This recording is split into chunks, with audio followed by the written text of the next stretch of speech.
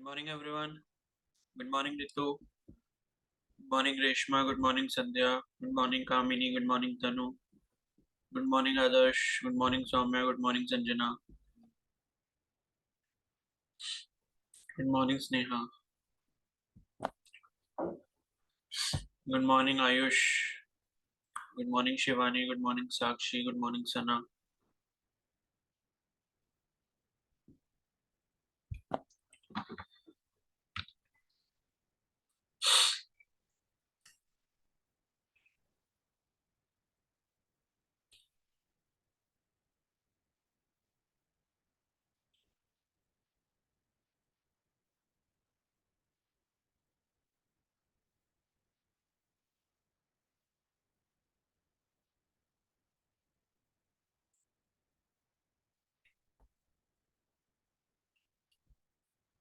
Good morning, Madhu.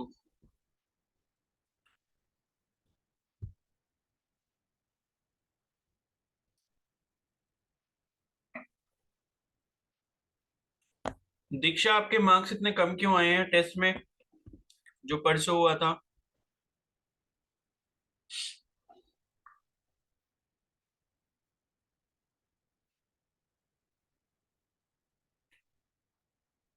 बताओ। कम से कम 10 से ऊपर तो आने चाहिए थे ना। सबसे कम आपके आए हैं सर 5 मार्क्स। रिवीजन नहीं करा क्या? रिवीजन नहीं करा क्यों नहीं करा था आपने? तो थोड़ी तबीयत खराब चल रही है ना, इसलिए। अरे तो क्या हो गया तबीयत को, ये बताओ। फीवर हुआ है? नहीं, पेट में दर्द हो रहा है सर। अच्छा।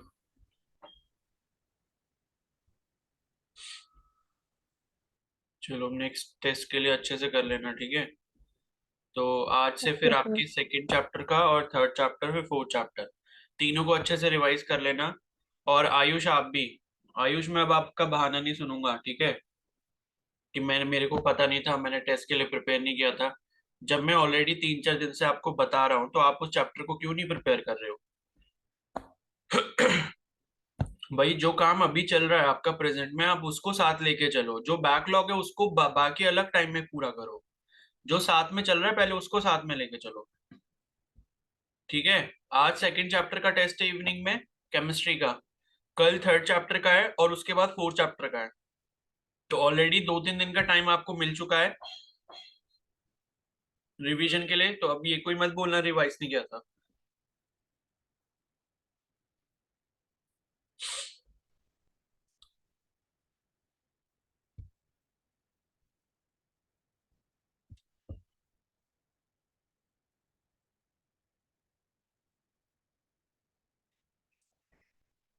और किसने नहीं दिया था टेस्ट? और भाई देखो, जो टेस्ट नहीं दे रहा प्लीज सिंसियर हो जाओ, ठीक है? और ये छोटे मोटे बहाने मत माना करो कि मैं घर पे नहीं था, मैं घर पे नहीं थी। भाई एक बात बताओ, आपको उसी टाइम पे बाहर क्यों जाना होता है घर से जब आपका टेस्ट होता है? आपको पता है रोज का टाइम। तो या तो आप अपना काम पहले कर लो टेस्ट के, या फिर बाद में कर लो, ठीक है? आयुष, कौन से पेपर चल रहे हैं आपके? मेरे को लग रहा है 2 महीने से तो पेपर ही चल रहे हैं। कभी खत्म नहीं हुए क्या?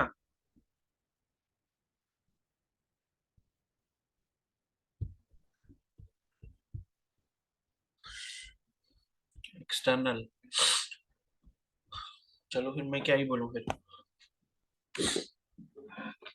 और भाई टेस्ट आज सभी लोग देना, केमिस्ट्री का, ठीक है? और जो नहीं देगा, मेरे को अपना रीजन बता देना ढंग से। और फालतू के रीजन मत देना कि मैं इस टाइम पे घर नहीं था, मेरे को बाहर जाना पड़ गया, ये काम था। आधे घंटे का टेस्ट था, आधे घंटे के लिए तो आप उस टाइम पे घर पे रह सकते हो ना। 6:30 बजे के आसपास की आपको टाइमिंग पता है कि कितने टाइम पर टेस्ट होता है? कि मान लो अगर आपने क्लास नहीं भी ली है तो एटलीस्ट टेस्ट में तो अपियर हो जाओ, ठीक है? देखो, टेस्ट नहीं दोगे तो फिर कुछ नहीं हो पाएगा, भले ही फिर रोज क्लास में आ जाओ। और शाम को फिर और एक में, हाँ, और होमवर्क भी सबने नहीं भेजा, ठीक है? मैं इतनी बार आपको बोल चुका कि होमवर्क भेज दो भेज दो, लेकिन सबने अभी तक नहीं भेजा है। तो मत भेजो, फिर उसमें आपका लॉस है, ठीक है? आपको नहीं भेजना तो। और दूसरी चीज ये है कि मैं आपको उस दिन वो हाइब्रिडाइजेशन वाली एक वीडियो कह रहा था, तो वो वीडियो मैं आज आपको सेंड कर दूंगा लिंक, तो आप उसको देख लेना। हाइब्रिडाइजेशन का टॉपिक कंप्लीट हो जाएगा और फिर केमिस्ट्री में हम इवनिंग से नेक्स्ट चैप्टर स्टार्ट करेंगे। तो हम नेक्स्ट चैप्टर स्टार्ट करने वाले हैं। पीछे का किसी का केमिस्ट्री का बैकलॉग है तो वो आप अपना दिन में निपटाओ, लेकिन केमिस्ट्री का जो नेक्स्ट चैप्टर स्टार्ट हो रहा है उसको सिंसियरली अगले मतलब अब जो नेक्स्ट क्लास होगी केमिस्ट्री की उसको आप ढंग से पढ़ो, ठीक है। तो अब फिजिक्स में हम स्टार्ट करते हैं आगे का जो टॉपिक। तो हमने उस दिन जो है CP minus CV equal to R वाला रिलेशन पढ़ा था, ठीक है। यही मैंने आपको होमवर्क में दिया था और होमवर्क मेरे को ज्यादा लोगों को मिला नहीं। आयुष आपने भी नहीं भेजा है ना, बताओ।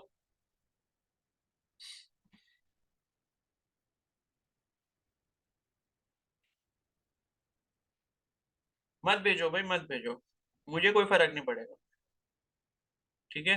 मत भेजो। और किसने नहीं भेजा? उत्तिष्णा आपने भेज दिया?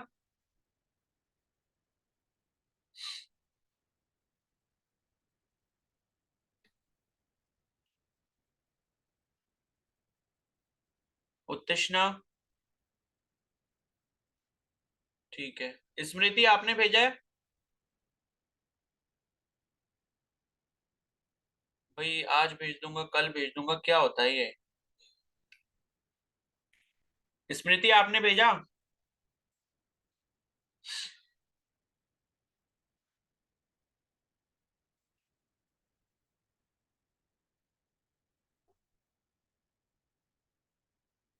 शिखा आपने भेजा है?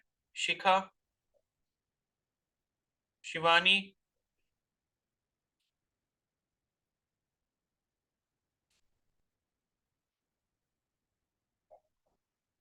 भाई क्यों नहीं भेज रहे हो शिवानी, ये बताओ। मतलब ये जरूरी है कि आपने मतलब मेरे ऑर्डर्स को डिसओबे करना है? जब मैं आपको कोई चीज दे रहा हूँ कि भाई इसको कर लो तो वो इम्पोर्टेंट होगी ना। तो क्यों नहीं कर रहे हो ये बताओ। आपके पास क्या 5 मिनट का टाइम नहीं है ये जरा सा होमवर्क करने के लिए? भाई कर लिया करो होमवर्क, वरना फिर मेरे को क्यों फालतू में इतना कहना पड़ेगा, ठीक है। तो अब जिसने नहीं करा वो अपने आप भेज देना, अगर थोड़ी सी भी आपको लगता है कि हाँ हमें बात माननी चाहिए तो भेज देना। तो अब नेक्स्ट टॉपिक है हमारा यहाँ पे thermodynamic state variables and equation of state, ठीक है। तो CP minus CV equal to R वाला रिलेशन हमने कर लिया था, यही मैंने होमवर्क में दिया था, तो इसको मेरे को करके भेज देना। और फिर इसके बाद है थर्मोडायनेमिक स्टेट वेरिएबल। तो स्टेट वेरिएबल हमें पता है क्या क्या होते हैं, प्रेशर होता है, वॉल्यूम होता है, टेम्परेचर हो गया, जो किसी पर्टिकुलर गैस की स्टेट के बारे में डिफाइन करें किसी पर्टिकुलर टाइम पे, ठीक है। तो every equilibrium state of a thermodynamic system is completely described by specific values of some microscopic variable, also called state variables, ठीक है। For example, an equilibrium state of a gas is completely specified by the values of pressure, volume, temperature and mass, ठीक है। मतलब इन चार चीजों से हम किसी भी गैस की मतलब किसी भी प्रेजेंट टाइम पर हम क्या कर सकते हैं, स्टेट बता सकते हैं कि कौन सी स्टेट है, मतलब किस प्रेशर पे, किस वॉल्यूम पे, किस टेम्परेचर पे है। तो उससे हमें उसके नेचर के बारे में पता चल जाएगा। A thermodynamic state is not always in equilibrium, ठीक है। तो कोई भी थर्मोडायनेमिक सिस्टम जो है वो जरूरी नहीं कि हमेशा इक्विलिब्रियम में, ठीक है। तो for example a gas allowed to expand freely against vacuum is not an equilibrium state. तो ये कह रहे हैं कि भाई मान लो आपने क्या करा कि कहीं पर अगर वैक्यूम स्पेस क्रिएट कर दिया, ठीक है, वहां पर पहले से कोई भी मॉलिक्यूल्स वगैरह गैस के एयर के प्रेजेंट अगर नहीं है, एंड अगर आप वहां पर कोई गैस को रिलीज कर देते हो तो सारी की सारी गैस उस पूरे वैक्यूम के एरिया में क्या होगी, फैल जाएगी, ठीक है। क्योंकि आपने उस स्पेस को क्या कर रखा है, एम्प्टी कर रखा है, खाली कर रखा है। उसमें अगर आप गैस रिलीज करोगे कहीं से तो वो क्या होगी, वो पूरी गैस जो है पूरे वॉल्यूम में एक्सपैंड हो जाएगी, ठीक है। तो during the rapid expansion pressure of the gas may not be uniform through out. तो जब यहाँ पर एक्सपैंड कर रही होगी गैस तो हो सकता है कि प्रेशर जो है वो यहाँ पर यूनिफॉर्म ना हो, ठीक है। यानी कि हर जगह पे जो आपका कंटेनर है या जो भी स्पेस है जहां पे आपने गैस को रिलीज किया वो हो सकता है कि वहां पे यूनिफॉर्म प्रेशर हर जगह पे ना हो।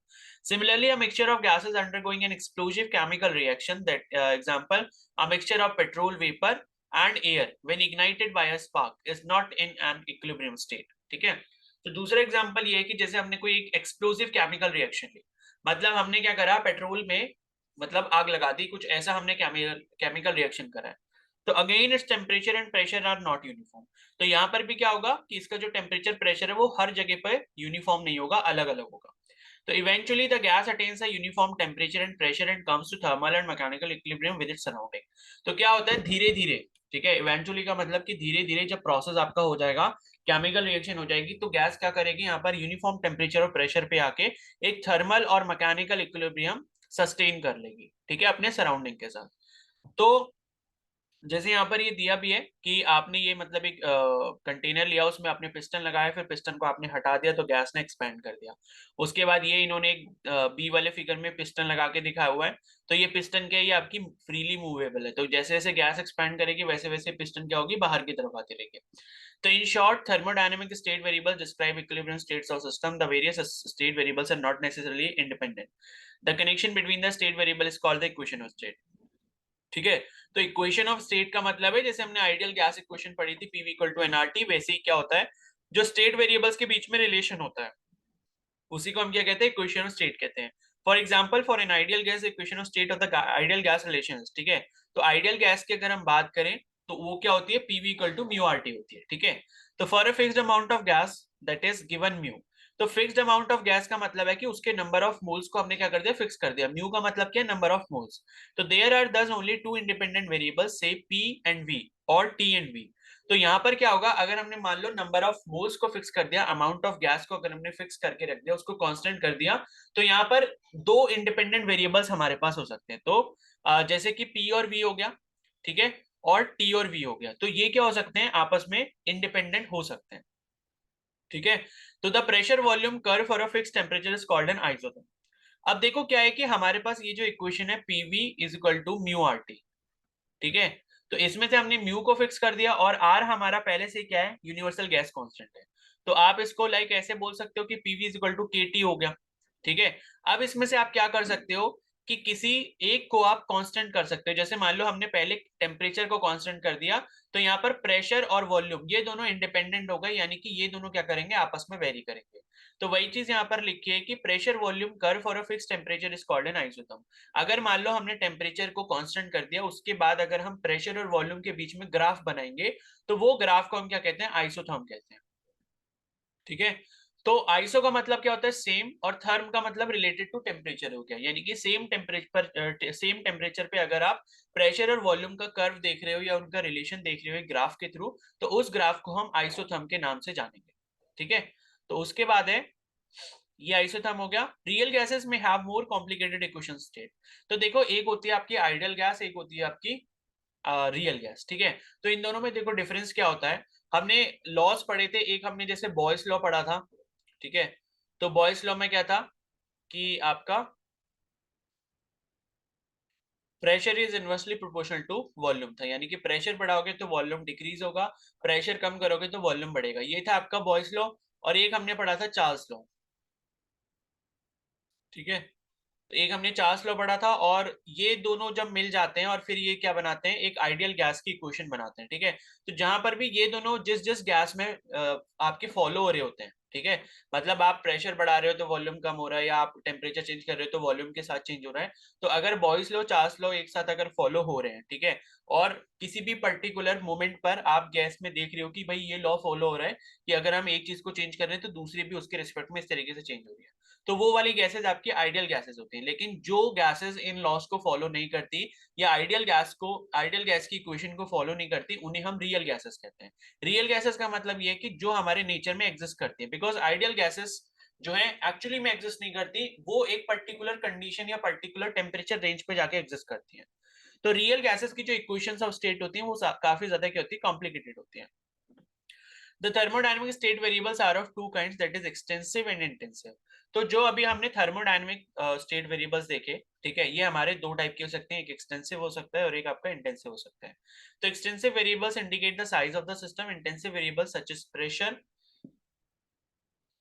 pressure and temperature do not, ठीक है। To decide which variable is extensive and which intensive, think of a relevant system in equilibrium, ठीक है।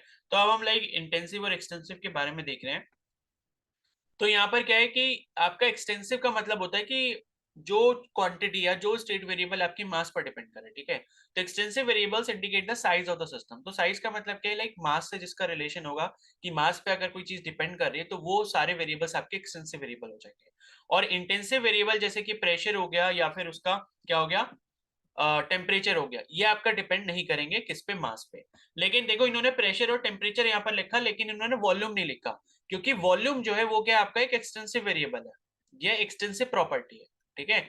वॉल्यूम क्या है, एक्सटेंसिव। क्यों है, क्योंकि आपको पता है वॉल्यूम का जो फॉर्मूला होता है वो क्या होता है, एक हमें फॉर्मूला पता है, density equal to mass upon volume होता है, और यहाँ से अगर आप वॉल्यूम निकालोगे तो मास अपॉन डेंसिटी हो जाता है, यानी कि ये जो है ये आपका मास पर डिपेंड करता है वॉल्यूम। तो इस वजह से ये क्या है, एक्सटेंसिव प्रॉपर्टी है, ये एक्सटेंसिव वेरिएबल है। To decide which variable is extensive and which intensive, think of a relevant system in equilibrium and imagine that it is divided into two equal parts. The variables that remain unchanged for each part are intensive.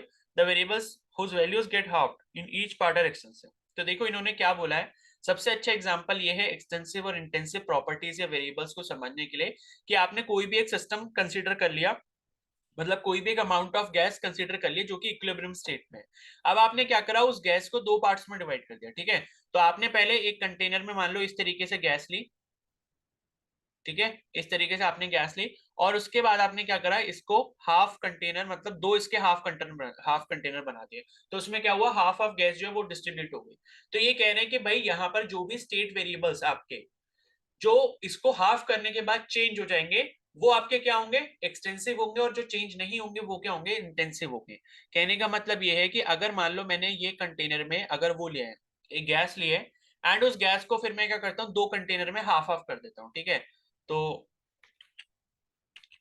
Suppose ऐसे है, और मैंने इसको क्या करा, दो container में इसको मैं हाफ हाफ कर देता हूँ, मैंने इसके क्या बना दिए, दो कंटेनर बना दिए।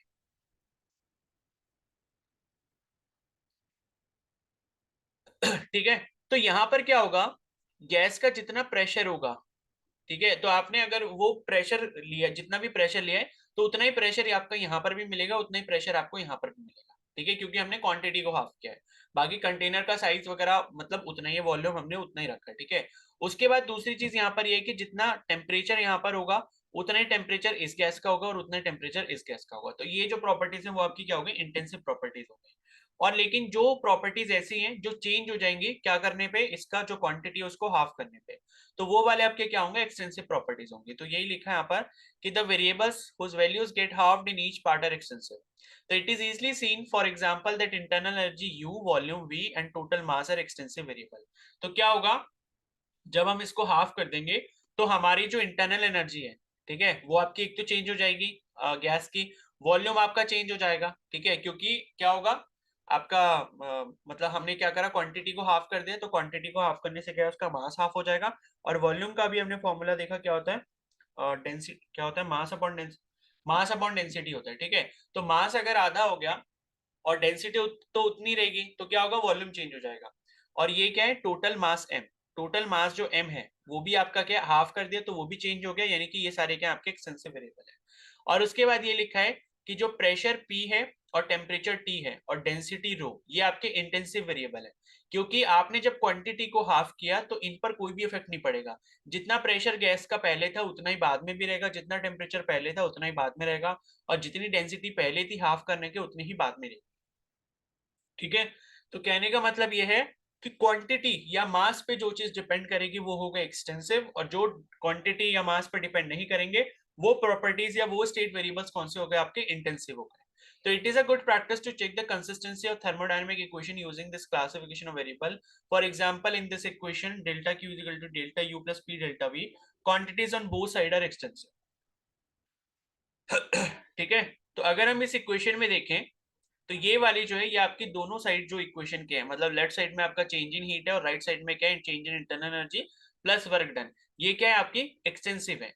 The product of N intensive variable like P and an extensive quantity delta we is extensive. तो ये वाली लाइन बहुत इंपॉर्टेंट है कि अगर मान लो आप प्रोडक्ट ले रहे हो किसी इंटेंसिव वेरिएबल का, जैसे कि प्रेशर हो गया, और उसके साथ किसी एक्सटेंसिव क्वांटिटी जैसे कि वॉल्यूम हो गया, तो उसका जो प्रोडक्ट होगा वो भी आपको एक्सटेंसिव क्वांटिटी मिलेगी, ठीक है। और ये लॉजिकल बात है, क्योंकि आप देखो जब आप P इंटू डेल्टा वी कर रहे हो, ठीक है, तो P इंटू डेल्टा वी का मतलब क्या है कि pressure into change in volume, या वॉल्यूम अगर मान लो P इंटू वी, तो P इंटू ये वॉल्यूम को हम कैसे लिखते हैं, डेंसिटी अपॉन मास लिखते हैं, ठीक है, डेंसिटी अपॉन मास है, मास मास अपॉन डेंसिटी लिखते हैं, ठीक है। तो इसको आपने क्या लिखा, pressure into mass upon density. तो अब आप देख रहे हो ये जो प्रोडक्ट आया है, इस प्रोडक्ट में आपको क्या दिख रहा है, मास दिख रहा है। तो यहाँ पर अगर मास आ गया यानी कि मास पर डिपेंड करेगा, क्वांटिटी पे डिपेंड करेगा, तो इसका मतलब है कि पी डेल्टा वी भी क्या हो गया आपका, एक्सटेंसिव वेरिएबल हो गया। ठीक है, और डेल्टा यू तो हमें पहले से ही पता है, चेंज इन इंटरनल एनर्जी, ये भी आपकी मास पर डिपेंड करते हैं, ये भी नंबर ऑफ मतलब जो भी क्वांटिटी है उस पर डिपेंड करेगी, तो ये भी एक्सटेंसिव है। और इस वजह से इनका दोनों का जब सम अप लेंगे, यानी कि इन दोनों का जब हम सम लेंगे, तो जो क्वांटिटी मिलेगी वो भी हमारी क्या होगी, एक्सटेंसिव होगी। क्योंकि जब delta U plus P M by rho, इसको जब हम ऐड कर देंगे तो पूरी क्वांटिटी में क्या आ रहा है, मास हमको दिख रहा है। तो यानी कि ये पूरी क्वांटिटी डेल्टा क्यू के बराबर है, और ये डेल्टा क्यू कर रहा है, क्या कर रहा है, मास पर डिपेंड कर रहा है। तो इस वजह से डेल्टा क्यू भी क्या हो गया आपका, एक्सटेंसिव वेरिएबल हो गया। तो इस इक्वेशन से हमको ये चीज पता लग गई। तो हमें ये पता लगा कि अगर हम किसी इंटेंसिव और एक्सटेंसिव का प्रोडक्ट निकालेंगे तो वो हमें एक्सटेंसिव प्रॉपर्टी देगा या क्वांटिटी देगा, और अगर हम किसी एक्सटेंसिव को इंटेंसिव के साथ ऐड कर रहे हैं तो वो भी क्वांटिटी क्या होगी, एक्सटेंसिव होगी।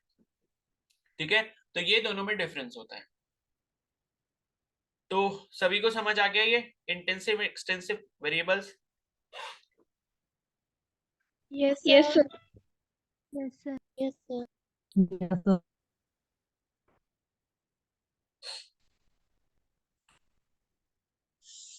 यस।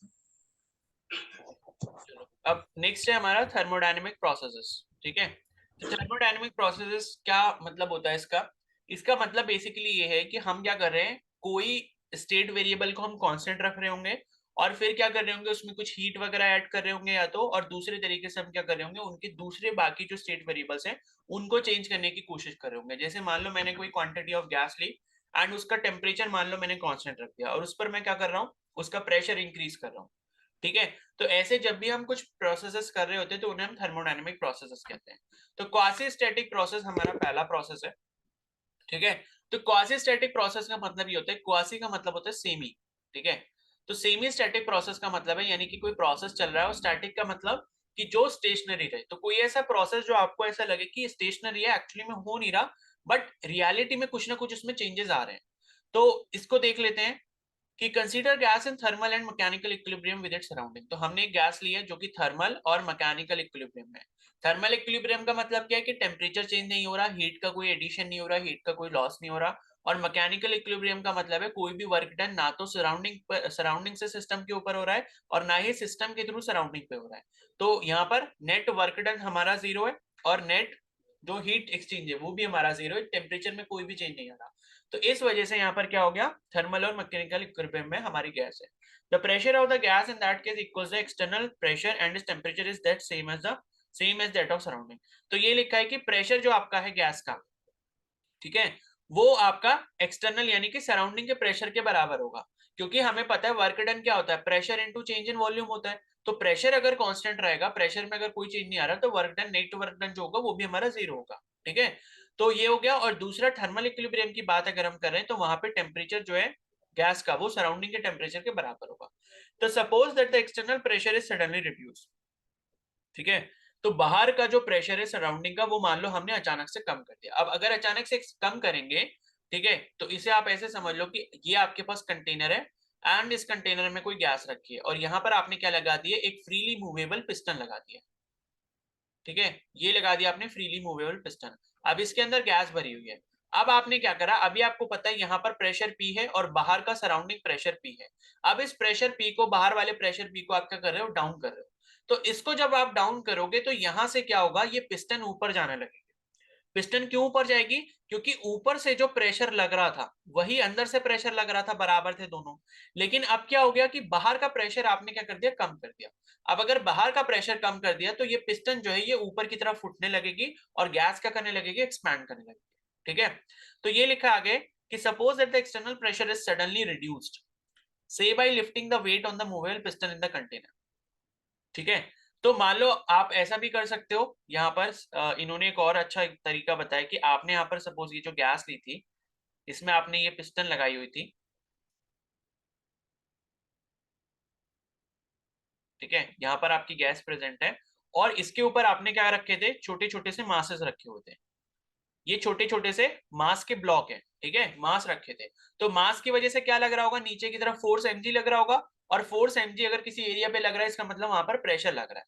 तो अब इन्होंने क्या बोला कि जितना इधर से गैस का प्रेशर था उतना ही ये मासेस क्या कर रहे थे, नीचे प्रेशर लगा रहे थे। यानी कि नेट प्रेशर की वैल्यू जो है डेल्टा पी वो आपकी 0 थी, external pressure is equal to internal pressure था।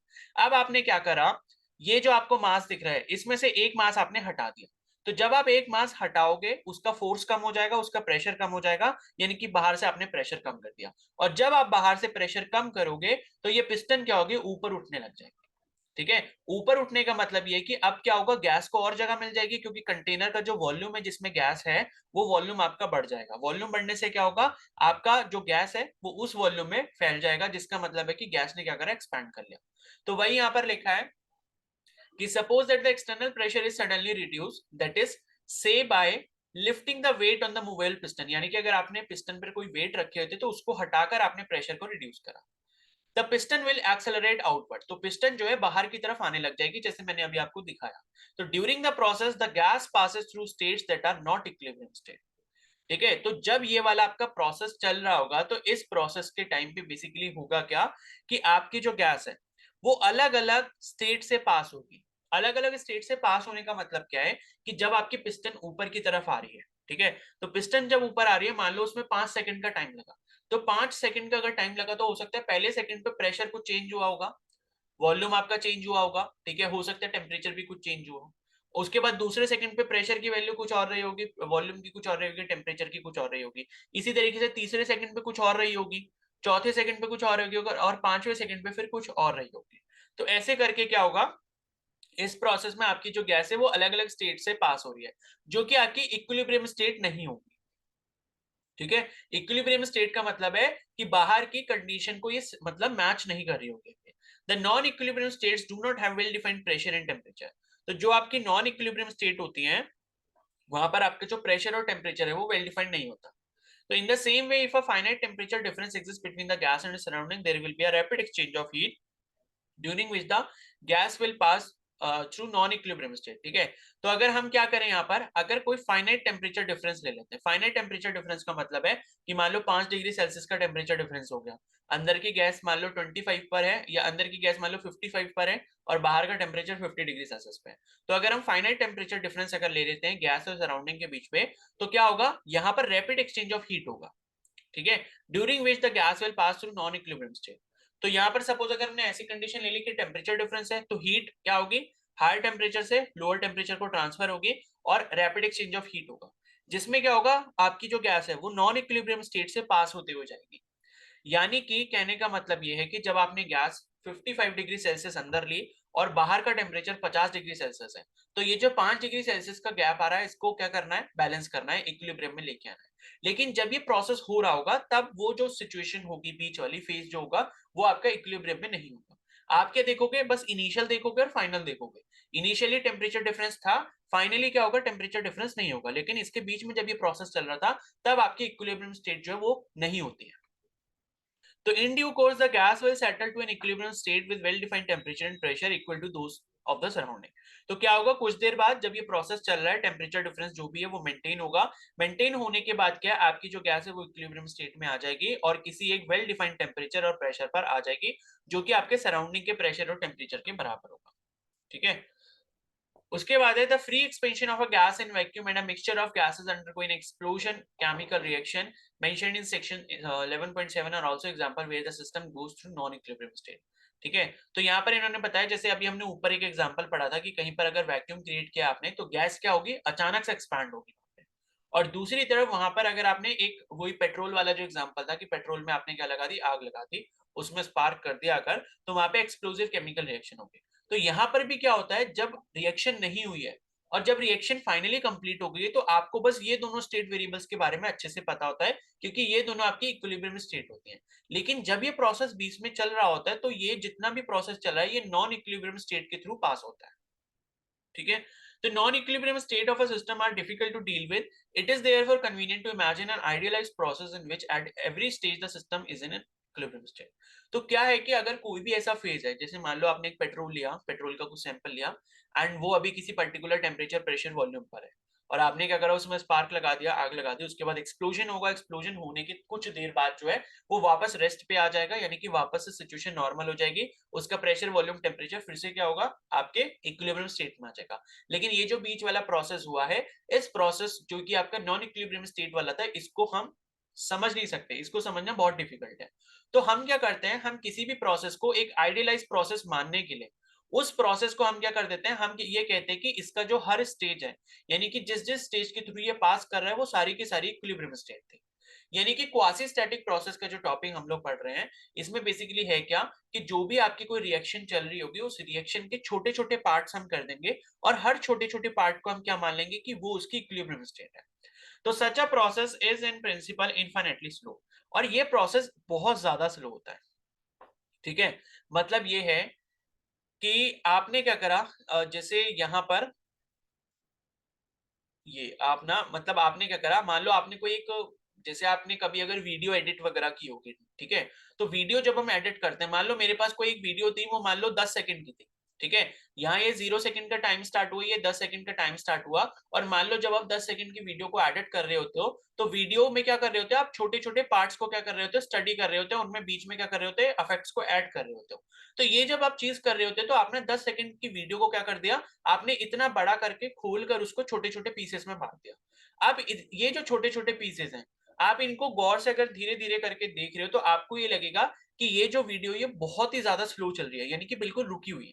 ठीक है, मतलब ये है कि अगर आप 10 सेकंड की वीडियो ले लो, एंड इसमें जो आप स्पीड है, स्पीड जैसे आपकी नॉर्मल जो स्पीड हो वो 1x होती है, और इस स्पीड को मान लो आप क्या कर दो, आप क्या इसको कर दो 0.0010x, यानी कि आपने क्या करा, स्पीड को रिड्यूस कर दिया। वीडियो जो ये चल रही थी, इसकी जो प्लेइंग स्पीड थी, प्ले करने की स्पीड थी, आपने 1x से क्या कर दिया, 0.0010x कर दिया। तो ये वीडियो इतनी मतलब स्लो चलेगी, जैसे आपने स्लोमो वाली वीडियो देखी होगी, ठीक है, तो स्लोमो में जब हम वीडियो बनाते हैं वो कितनी ज्यादा स्लो हो जाती है, तो हमें ऐसा लगता है कि वो वीडियो क्या रुकी हुई है, वो हमें खाली पिक्चर दिख रही है। तो वैसे ही यहाँ पर प्रोसेस में भी होगा कि प्रोसेस को हम क्या कर देते हैं, हम इतना स्लो कर देते हैं सो दैट कि हमें ये लगे कि जो भी चीजें यहाँ पर बीच में हो रही हैं वो बिल्कुल स्टैटिक है, इक्विलिब्रियम फेज में।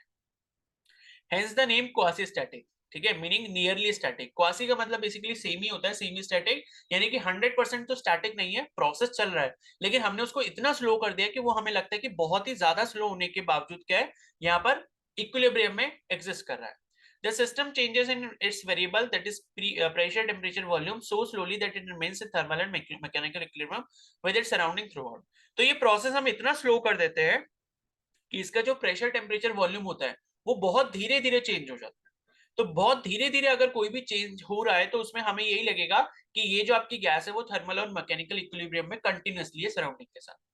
तो in a quasi static process at every stage the difference in the pressure of the system and the external pressure is infinitely small। तो अगर हम कोई भी क्वासी स्टैटिक प्रोसेस ले रहे हैं, तो हर स्टेज में क्या होगा, जो प्रेशर डिफरेंस होगा आपका किस किस के बीच में, सिस्टम और सराउंडिंग के बीच में, तो वो आपका इनफाइनेटली स्मॉल होगा। इनफाइनेटली का मतलब बहुत बहुत बहुत बहुत बहुत छोटा, यानी कि 0.00001 इतना परसेंट छोटा होगा। ठीक है, that same is true for the temperature difference, और इसी तरीके से टेम्परेचर में भी जो चेंज होगा वो आपका इनफाइनेटली स्मॉल होगा। ठीक है, तो क्वासी स्टैटिक प्रोसेस का मतलब है कि कोई प्रोसेस इतना स्लो चल रहा है कि उसकी हर स्टेज हमें ऐसी लग रही है कि वो अपने सराउंडिंग के साथ इक्विलिब्रियम में है। इसका मतलब बस ये होता है।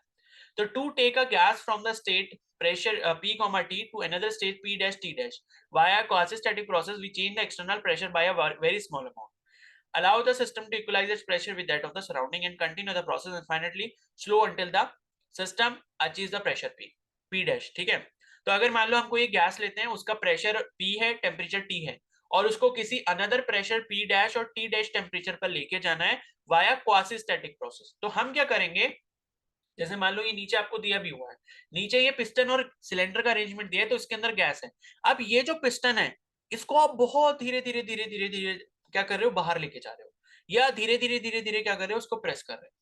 ठीक है, प्रेशर अगर बढ़ाना है तो प्रेस कर रहे होगे, प्रेशर अगर आपको डिक्रीज करना है तो उसको धीरे धीरे क्या कर रहे हो, बाहर की तरफ छोड़ रहे हो, यानी कि इस पिस्टन को बाहर की तरफ लेके जा रहे हो अगर आपको प्रेशर डिक्रीज करना है, और प्रेशर बढ़ाना है तो धीरे धीरे क्या कर रहे हो, उसको दबा रहे हो पिस्टन को। ठीक है, तो इस तरीके से हम किसी भी क्वासी स्टैटिक प्रोसेस को करते हैं। तो इसमें ये लिखा है कि अगर हमें ऐसा करना है तो we change the external pressure by a very small amount, ठीक है, धीरे धीरे प्रेशर को चेंज करेंगे, allow the system to equalise pressure with that of the surrounding. तो प्रेशर को इतना धीरे धीरे हम करेंगे ताकि उसका जो बाहर उसका जो प्रेशर है वो सराउंडिंग के प्रेशर से मैच करता रहे कंटिन्यूअसली, हर मूवमेंट पे हमें लगे कि बाहर के प्रेशर को ये मैच कर रहा है। And continue the process infinitely slowly until the system achieves the pressure P dash. और ये प्रोसेस हम इतना स्लोली तब तक लेकर जाते रहेंगे जब तक हमारा प्रेशर उस वैल्यू पर नहीं आ जाता जिस पर हमको उसको लेकर जाना। ठीक है, तो similarly to change the temperature we introduce an infinitely small temperature difference between the system and the surrounding reservoir, and by choosing reservoir of progressively different temperature T to T dash। अब हम क्या कर रहे हैं, मान लो अगर हमको temperature इस सिस्टम का चेंज करना है तो हम ये क्या करेंगे, यहाँ पर टेम्परेचर भी धीरे धीरे हम वैसे ही करेंगे, यानी कि मतलब 0.001 ऐसे करके डिग्री सेल्सियस में उसको धीरे धीरे क्या करेंगे, टेम्परेचर हम उसको बढ़ाएंगे या घटाएंगे जो भी हमें करना है, और उसके बाद हम क्या है फाइनल टेम्परेचर टी डैश पर पहुंच जाएंगे। ठीक है, तो ये होता है आपका क्वासी स्टैटिक प्रोसेस। ठीक है, तो क्वासी स्टैटिक प्रोसेस है ऑब्वियसली अ हाइपोथेटिकल कंस्ट्रक्ट, तो ये एकदम हाइपोथेटिकल है, यानी कि खाली सोचने की बात है, ऐसा रियल में एग्जिस्ट नहीं कर सकता। तो in practice processes that are sufficiently slow and do not involve accelerated motion of the piston, large temperature gradient etcetera are reasonably approximation to an ideal quasi static process. यानी कि actual में तो हम ये चीज कंसीडर मतलब नहीं कर सकते, लेकिन फिर भी हम प्रोसेस को इतना स्लो कर सकते हैं कि वो लगभग लगभग आपका एक क्वासी स्टैटिक प्रोसेस बन जाए। ठीक है, तो हम ऐसा कर सकते हैं, लेकिन एक्चुअली में 100% वहां तक उस तरीके से नहीं कर सकते जिस तरीके से हमको ये चाहिए। तो ये होता है आपका क्वासी स्टैटिक प्रोसेस। क्लियर है, तो ये समझ आ गया सभी को क्वासी स्टैटिक प्रोसेस क्या होता है? Yes, sir. Yes, Yes, sir. sir.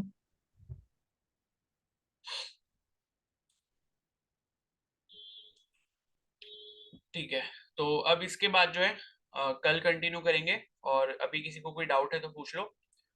ठीक है, और इसके बाद जो है फिर हम कल कंटिन्यू करेंगे, और आज वाला टेस्ट सभी लोग देंगे। ठीक है, कोई भी मिस मत करना। सर इवनिंग में क्लास होगी आज? हाँ होगी। ठीक है, क्लास होगी। ओके, ओके तो सर। रिवीजन अच्छे से कर लेना सभी लोग, शाम को क्लास भी होगी, फिर उसके बाद टेस्ट होगा। ठीक है, अब आप लोग लीव कर सकते हो।